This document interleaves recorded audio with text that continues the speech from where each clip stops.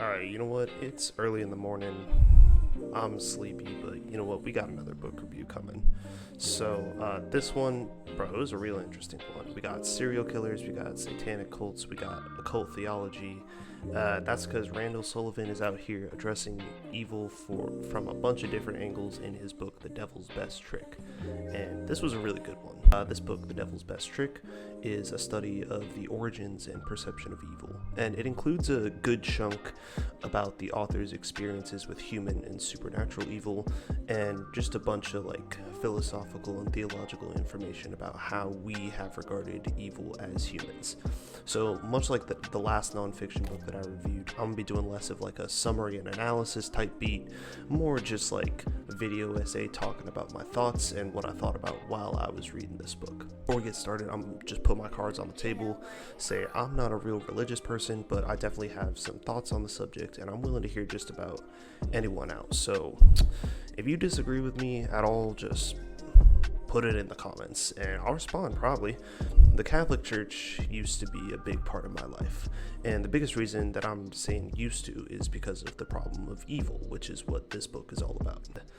Conventionally stated, here's the argument against God based on the problem of evil. It says, you cannot accept the premise of a God that is all-knowing, all-powerful, and completely benevolent, because then evil would not exist. If God exists, the closest he can be to this is either completely benevolent but powerless to prevent evil as it occurs, or he has the power to stop evil but refuses to do so, meaning that he is not all good. This is going to be kind of the central question of this video, so I'm going to keep coming back to it. But as Sullivan explains it, this was not a question in the ancient theology, dear God, because God was not seen as all good. According to ancient monotheistic cultures, God was not a figure that was perceived as having our best interests as humans in mind at all times.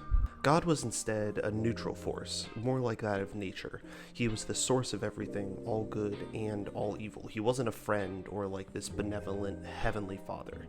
Now, this changed as Judaism and Christianity came to be, and worship of this God became normalized. Understandably, it's a hard sell to people that they have to worship the God that is the creator of everything bad that has happened to them. And so from here, we got the genesis of two other ideas, or sources of evil, which are original sin and the devil. We're going to be getting into some Christian doctrine here, so if I get anything wrong, forgive me. It's been a couple years, but I'm pretty sure I remember the basics. So first we're going to talk about original sin. This is represented by the story of Adam and Eve in the garden.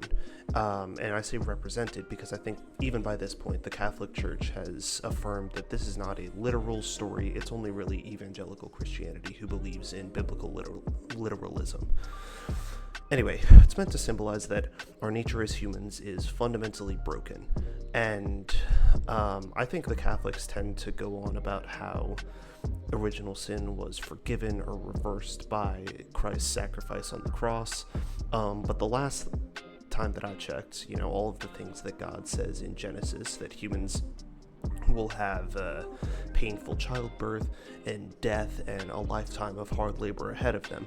All of those are still true, and that's because of, what happened in the garden, one original fuck up that led to punishment and suffering here in life.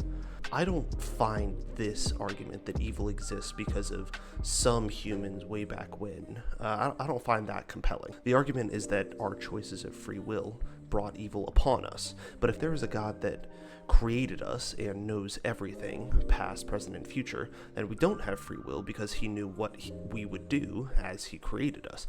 He chose to create us so that we would mess up and then punished it for us. So therefore, God would have to be kind of a dickhead if our free will bringing it upon us is the explanation for evil. Second explanation for evil is not more convincing, but it is more compelling, because it does suffer from all the same faults as the first explanation, and that is that the source of evil is Satan. Just as we have free will to roam about the earth doing what we do, so too do angels and higher beings that are between us and God have the ability to roam the metaphysical universe doing whatever they can do. And according to this explanation, evil is the result of Satan's free will. Now, I had never heard this argument before Sullivan brought it up in this book, and this had me stopped in my tracks for a second. But the same argument as before, God can't be all good and all powerful if he allows evil to be created. I wouldn't take something like that lightly if I were God, or allow evil to continue existing. Some people say that God allows evil to exist so that humans can prove their worth by denying evil and choosing the good, but I have always hated this argument because acting like good can't exist without the presence of evil is just silly, and I'm going to go ahead and give an example to illustrate my point. Think about an average day in your life. Maybe you get up, you do some chores, you watch a movie, you play some video games, you go hang out with your friends. Did you do anything good? Not really, but you didn't do anything evil either. Now imagine a different day where you get up, you pick up some trash in your neighborhood, you go to volunteer at a homeless shelter, and then you say 10 Hail Marys before you go to bed. I think from a Christian perspective that day was a lot more good than the first day that I described, and therefore you still have the ability to choose good, even in the absence of evil. So saying that things that are evil, such as murder, rape, assault, have to exist to put good in contrast is just kind of silly. You don't have to go from evil to good. You can go from neutral to good, and good still exists. So, because things like rape and murder and suicide still exist, God must have chosen to create these if he is the creator of the universe. Or he allowed Satan to create them, in which case he's still evil because he created Satan as well, if he is God. Or he couldn't stop Satan from creating them, in which case we're in a very different and interesting situation. I'm going to skip the section of this book that was about the Satanic Panic of the 1980s, because personally I've read more books about that, and I think there are better ones, but it is important to acknowledge that at some point in America, the fear of Satan was very real and very present, and people were legitimately worried that, occultism was taking over. And even though there were some isolated incidents, it's referred to as a panic now because it was just that, a moral panic over something that didn't really deserve to be panicked over. So the end of the book definitely gets interesting. Sullivan expresses his personal belief in the real-life devil after he describes a trip to Mexico where he saw Santeria, or black magic, in practice. He describes that in some parts of Mexico, occult powers and curses and hexes aren't seen as fake or evil, but are instead highly regarded as both a useful skill and a legitimate method of getting what you want. I had a hard time taking this seriously because I'm not even a religious guy, so belief in the occult or dark magic, it doesn't seem legitimate to me. It just seems like people trying to make a quick buck. Sullivan, who has spent a lot more of his life thinking about evil than I have, seems to believe that this is a real thing. And I found this surprising because he seems very scholarly or skeptical. So, end of the day, even as he's talking about evil in this abstract philosophical sense, he does believe in real life tangible magic evil, which I don't know, that was an interesting part of this book.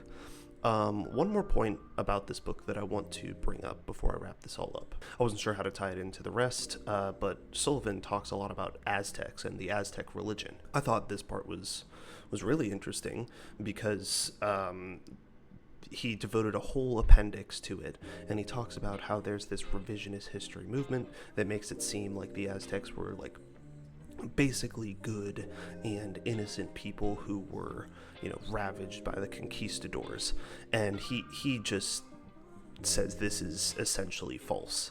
To paraphrase one of his points that I think summarizes it up pretty well, we have enough archaeological records of bite marks on bones to see that the Aztecs generally weren't great. He talks a lot about human sacrifice and torture and blood magic, and the brutality that he describes in connection with the Aztec Empire is absolutely wild. And I don't really know that much about Aztecs, so we might be getting a book review on the Aztec culture soon. Now, when I say the Aztecs were insane, that doesn't justify all of the colonization and genocide and terrible stuff that happened to them, but I agree with him that it doesn't seem like too big of a stretch to call the Aztecs devil worshippers. So to wrap this up, I'm not really convinced by Sullivan's arguments that evil is the result of the devil or anything metaphysical. So I think I might be a victim of the title of this book, which comes from the saying, "The devil's best trick is to convince people that he does not exist." I don't have any personal belief in the premise of Satan, but it was really interesting to hear about the historical evolution of how Satan came about. And you know what? Honestly, this book was just well written as well, so I will give Sullivan that. There was enough personal narrative to keep it engaging, and enough historical analysis to make you feel like you learned something. So I would recommend this book to just about anyone. If you have thoughts on this subject, leave them in the comments, and I think I'm open to have a civil discussion about just about anything that's in here. And that's going to be all for today, so let me know what I should read next.